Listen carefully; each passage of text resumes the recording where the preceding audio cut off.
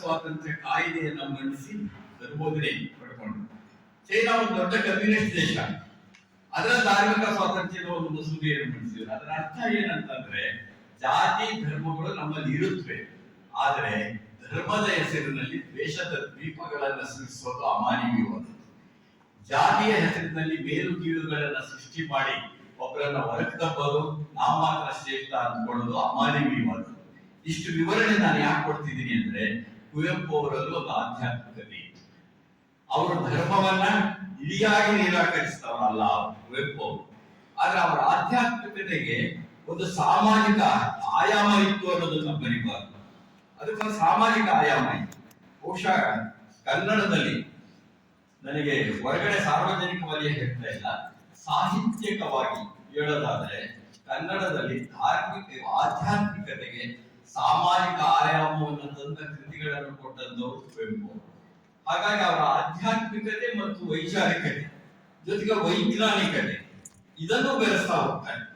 ಇದು ಕೆಲವರಿಗೆ ಮೇಲ್ನೋಟಕ್ಕೆ ದ್ವಂದ್ವ, ಇದು ವೈರುಧ್ಯ, ಪರಸ್ಪರ ಇರೋಕ್ ಸಾಧ್ಯವೇ ಅಂತ ಅನ್ನಿಸ್ಬೋದು.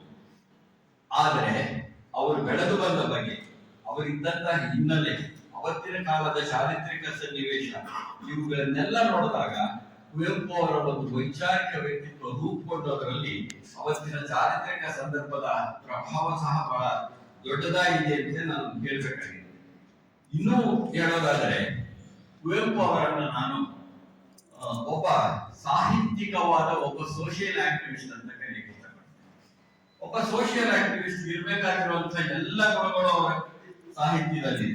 ನಾವು ಸಾಮಾಜಿಕ ಕ್ರಿಯಾಕರ್ತರು ಅಂತ ಏನ್ ಕರಿತೇವೆ, ಆ ಎಲ್ಲವನ್ನು ನೀವು ಅವರ ವಿಚಾರಧಾರೆಯಲ್ಲಿ ಗಮನಿಸಬಹುದು, ಅವರ ಅನೇಕ ಸಮಿತಿಗಳಲ್ಲಿ ಗಮನಿಸಬಹುದು. ಅಂದ್ರೆ ಒಟ್ಟು ವಿಚಾರಧಾರೆ ಒಬ್ಬ ಸೋಷಿಯಲ್ ಆಕ್ಟಿವಿಸ್ಟ್ ಕುವೆಂಪು ಅಂತ ಅನ್ನುವಷ್ಟರ ಮಟ್ಟಿಗೆ ಇದೆ. ಯಾಕಾಗಿದೆ ಅಂತಂದ್ರೆ, ಅವರ ಎಲ್ಲ ಚಿಂತನೆಗಳ ಹಿಂದೆ ಇರ್ತಕ್ಕಂಥದ್ದು ಜನ ಬದಲಾಗಬೇಕು, ಜನರ ವೈಚಾರಿಕ ದೃಷ್ಟಿ ಬದಲಾಗಬೇಕು. ಅದು ಬದಲಾದ್ರೆ ಸಮಾಜ ಬದಲಾಗುತ್ತೆ ಅಂತ.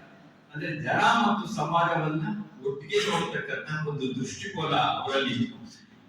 ಈಗ ಒಕ್ಕೂಟ ವ್ಯವಸ್ಥೆಯನ್ನು ಕುರಿತು ಮಾತಾಡ್ತೇವೆ ನಾವು. ಅವರ ವಿಚಾರಧಾರೆಯಲ್ಲಿ ಬಹಳ ಮುಖ್ಯವಾದದ್ರಲ್ಲಿ ಇದು ಒಂದು ಒಕ್ಕೂಟ ವ್ಯವಸ್ಥೆ. ಎಷ್ಟು ಮಟ್ಟಿಗೆ ಅಂದ್ರೆ, ಅವರು ಒಂದ್ ಕಡೆ ಬರೀತಾರ, ನಾವು ಒಕ್ಕೂಟ ವ್ಯವಸ್ಥೆಯಲ್ಲಿ ಭಾರತ ತಾಯಿ ತರಲ್ಲ, ಮಗಳಾಗಿ ತಾಯಿ ಬೆಳೆಯುವುದು ಸಾಧ್ಯವಿಲ್ಲ, ಮಗಳು ಹಾಗೆ ತಾಯಿ ಬೆಳೆಯುವುದು ಸಾಧ್ಯವಿಲ್ಲ. ಈಗ ನಾವು ಪಕ್ಕದಲ್ಲಿ ತಮಿಳರಿದ್ದಾರೆ, ಮಲಯಾಳಿಗಳಿದ್ದಾರೆ, ಹಾಗೇನೆ ತೆಲುಗುರಿದ್ದಾರೆ, ನಾವೆಲ್ಲ ಸೋದರಿಯರು ಇವರೆಲ್ಲರೂ. ನಿಜ, ತಾಯಿ ನಮ್ಮ ಭಾರತವೇ ನಮ್ಮ ತಾಯಿ, ಆದರೆ ಮಗಳು ಹಾಳಾಗಿ ತಾಯಿ ಬೆಳೆಯುವುದು ಸಾಧ್ಯವಿಲ್ಲ. ಅಂದ್ರೆ ಇವರ ಪ್ರಾದೇಶಿಕತೆ ಹೇಳಿದ್ದಾರೆ, ರಾಷ್ಟ್ರೀಯ ಮತ್ತು ಪ್ರಾದೇಶಿಕತೆಗಳನ್ನ ಒಟ್ಟಿಗೆ ನೋಡುವ ದೃಷ್ಟಿಕೋನ ಏನು ಅಂತಂದ್ರೆ, ನಿಜ ಭಾರತ ನಮ್ಮ ತಾಯಿ ನಿಜ, ಆದ್ರೆ ಭಾರತ ಉದ್ಧಾರ ಆಗ್ಬೇಕಾದ್ರೆ, ಭಾರತ ಬೆಳಿಬೇಕಾದ್ರೆ, ಭಾರತದಲ್ಲಿ ಅಭಿವೃದ್ಧಿ ಆಗ್ಬೇಕಾದ್ರೆ ಮೊದಲು ಮಗಳಿದ್ದಾರಲ್ಲ, ಮಗಳನ್ನು ಹಾಳು ಮಾಡಬಹುದು. ಇವತ್ತು ಎಷ್ಟು ಬಹಳ ಮುಖ್ಯ ಯೋಚನೆ ಮಾಡಿರಿ. ನಾವು ರಾಜಕೀಯ ಚರ್ಚೆಗೆ ಹೋದರೆ ಕೇಂದ್ರ ಮತ್ತು ರಾಜ್ಯದ ಸಂಬಂಧಗಳು ಹೇಗಿವೆ ಅನ್ನೋದೆಲ್ಲ ಗೊತ್ತಿದೆ. ಅದನ್ನ ಪಕ್ಷಗಳೇ ಮಾತಾಡ್ತಿವೆ, ಏನೇನ್ ಚರ್ಚೆ ನಡೀತಿದೆ ನಮಗೆ ಗೊತ್ತಿದೆ.